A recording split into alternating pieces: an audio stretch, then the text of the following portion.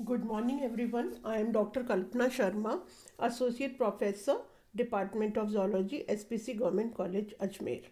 बच्चों, मेरे last lecture में मैंने आप लोगों को क्रोमोसोमल म्यूटेशंस के बारे में बताया और क्रोमोसोमल म्यूटेशन में भी changes involving the number of gene loci के बारे में, जिसमें हमने दो तरह के क्रोमोसोमल म्यूटेशंस देखे, डेफिशिएंसी और डिलीशन एंड डुप्लीकेशन।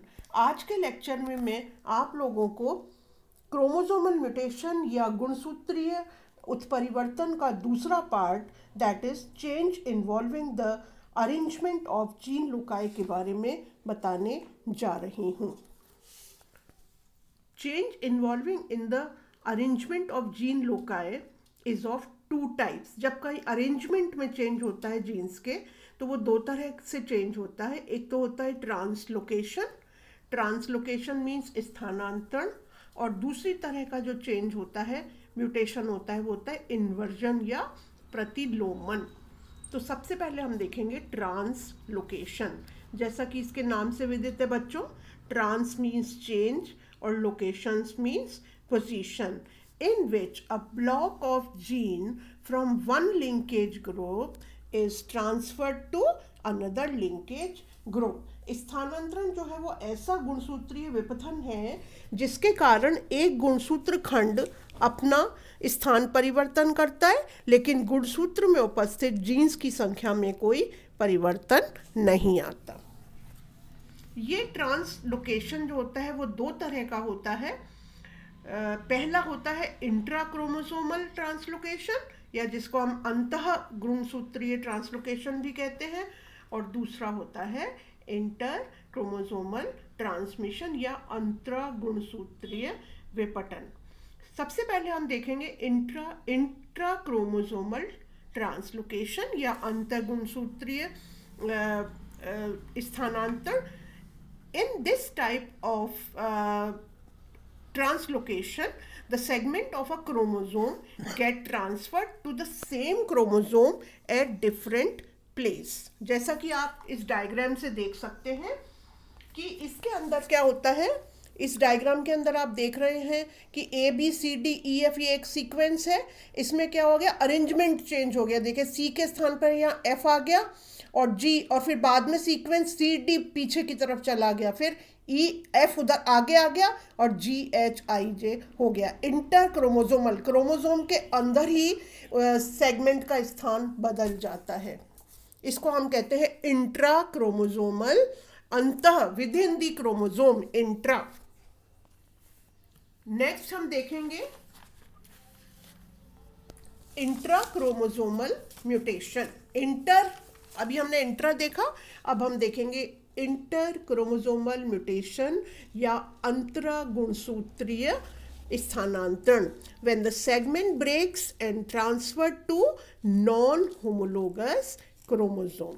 इसमें क्या होता है, जो अंतरा वाला होता है, अंतरा गुणसूत्रीय के अंदर जब गुणसूत्रों का स्थानांतरण दो असमजात गुणसूत्रों के मध्य हो तो इसे हम अंतरा गुणसूत्रीय स्थानांतरण कहते हैं। इस तरह का स्थानांतरण भी दो तरह का होता है। एक तो होता है सिंपल और दूसरी तरह का होता है रेसिप्रोकल। पहले हम देखेंगे सिंपल वाला। सिंपल को हम इंसर्शनल ट्रांसलोकेशन भी कहते हैं। In such cases a small set of a chromosome is added to the end of the non homologous chromosome.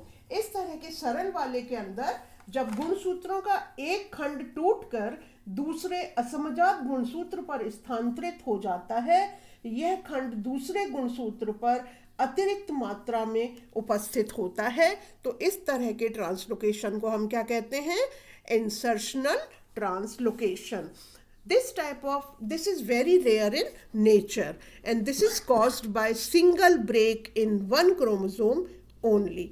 अब ये जो सिंगल वाला या इंसर्शनल ट्रांसलोकेशन है, ये दो तरह का होता है, एक तो नॉर्मल सिंपल ट्रांसलोकेशन और दूसरा रिवर्स। दोनों में क्या फ़र्क है कि जो नॉर्मल सिंपल ट्रांसलोकेशन होता है उसके अंदर जीन सीक्वेंस जो होती है वो सेम रहती है, जबकि रिवर्स्ड के अंदर जो जीन सीक्वेंस है वो रिवर्स्ड हो जाती है। जैसे कि आप इस डायग्राम में से देख सकते हैं, सिंपल और इंसर्शनल ट्रांसलोकेशन, इसमें ये बीच में ब्रेक लगा है। ब्रेक होने के बाद में देखिए ये जो जुड़ा है वो इस तरह से जुड़ा है, और नीचे देखिए आपस में क्या है, इन रिवर्स पोजीशन के अंदर तो क्या है कि रिवर्स क्रम बी सी की जगह सी बी हो गया है, और नॉर्मल सिंपल ट्रांसलोकेशन में बी सी जो है वो पहले एम एन जुड़ गया फिर बी सी जुड़ गया, मतलब दोनों के जो भाग हैं वो इंटर एक्सचेंज हो रहे हैं। इसके बाद में हम देखेंगे रेसिप्रोकल ट्रांसलोकेशन।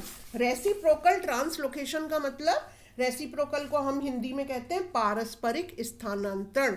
पारस्परिक स्थानांतरण में क्या होता है कि it is a exchange of part between two non homologous chromosomes. इसमें दो नॉन होमोलोगस असमजात गुणसूत्रों के मध्य गुणसूत्रीय खंडों का आदान प्रदान होता है। और ये देखिए, जैसे डायग्राम देखिए आप किस तरह से आदान प्रदान हो रहा है। नॉन होमोलोगस है, एक तरफ से देखिए ए बी सी डी ये वाली सीक्वेंस है, दूसरी तरफ एम एंड डी आपस में जुड़ रहे हैं। So this type of reciprocal translocation. Reciprocal translocation जो है वो दो तरह का होता है, एक तो होता है होमोलोगस रेसिप्रोकल और दूसरा होता है हेट्रोजाइगस रेसिप्रोकल ट्रांसलोकेशन। अब सबसे पहले हम देखते हैं होमोजाइगस। होमोजाइगस क्या होता है? होमोजाइगस रेसिप्रोकल ट्रांसलोकेशन में in which both the homologous chromosomes exchange part with two homologous chromosomes, जिसके अंदर क्या होता है कि in which both the homologous chromosomes exchange part with two homologous chromosomes, whereas in heterozygous reciprocal में क्या होता है? Only one member of the each of the two homologous pairs they exchange part, as you can see in the diagram. Reciprocal translocation.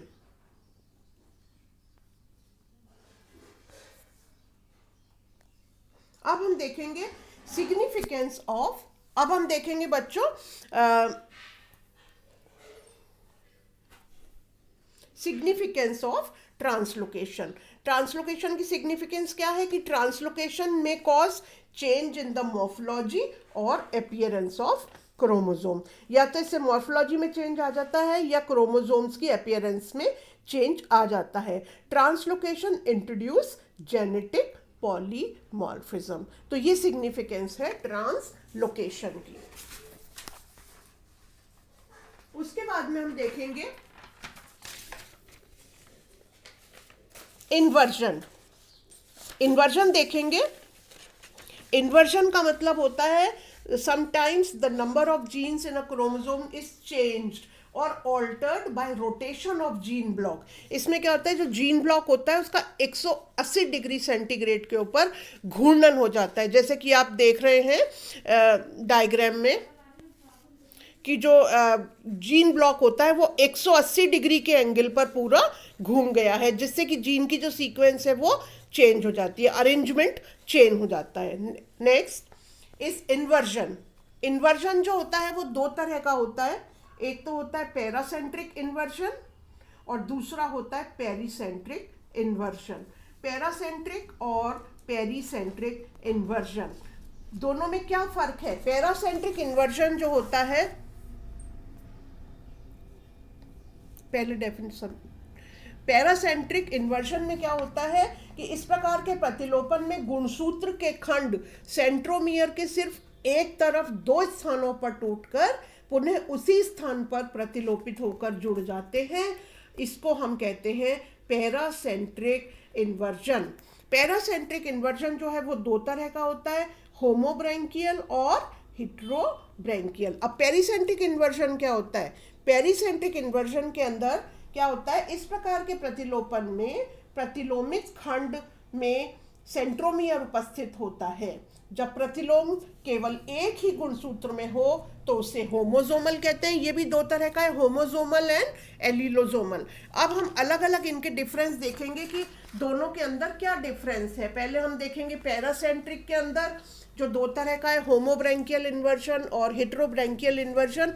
तो होमोब्रैंकियल inversion में क्या होता है, if the inversion occur only at one side of the centromere, अगर centromere के केवल एक side पर प्रतिलोपन हो तो इसको हम होमोब्रैंकियल कहते हैं। अगर प्रतिलोपन गुणसूत्र के दोनों साइड पर हो, बोथ द साइड, तो इसको हम हेटेरोब्रैंकियल इन्वर्जन कहते हैं। जो होमोब्रैंकियल इन्वर्जन होता है उसके अंदर सेंट्रोमियर जो होता है दो एक साइड पर ही होता है। पेरीसेंट्रिक इन्वर्जन को अगर हम देखें तो ये भी दो तरह का है, होलोजोमल इन्वर्जन और एलिलोजोमल इन्वर्जन। तो जो होलोजोमल इन्वर्जन होता है इसके अंदर if the inversion occurs only in one chromosome, अगर प्रतिलोपन केवल एक ही गुणसूत्र में हो रहा है तो ये होलोजोमल है। और अगर प्रतिलोपन दोनों ही members of a homologous chromosome में हो रहा है तो इसको हम बोलते हैं पेरीसेंट्रिक का एलिलोजोमल इन्वर्जन। अब देखिए आप इनके डायग्राम्स देखिए जरा, इसमें आप लोग डायग्राम्स देख सकते हैं, पैरासेंट्रिक और पेरीसेंट्रिक का ये डायग्राम है। Loop formed in a chromosome heterozygous for a pericentric inversion. अब हम देखेंगे सिग्निफिकेंस ऑफ इन्वर्जन, कि इन्वर्जन की क्या सार्थकता है, क्या महत्व है। सबसे पहला महत्व तो यह है कि it helps in the origin of new species, प्रतिलोपन से नई जातियों का विकास होता है। नंबर 2, प्रतिलोपन के कारण जीन विनिमय के अवसर कम हो जाते हैं, अतः आनुवंशिक पुनर्संगठन सीमित होकर रह जाता है। Means it reduces the chances of crossing over and therefore the recombination of genetic loci is restricted. Number 3, Drosophila में प्रतिलोपन जाति संबंध स्थापित करने में सहायक होते हैं। In Drosophila it helps in establishing species relation. So ये हमने आज आप सब क्रोमोसोमल म्यूटेशन के डिफरेंट टाइप्स, उनकी सिग्निफिकेंस के बारे में डिस्कस किया। Thank you.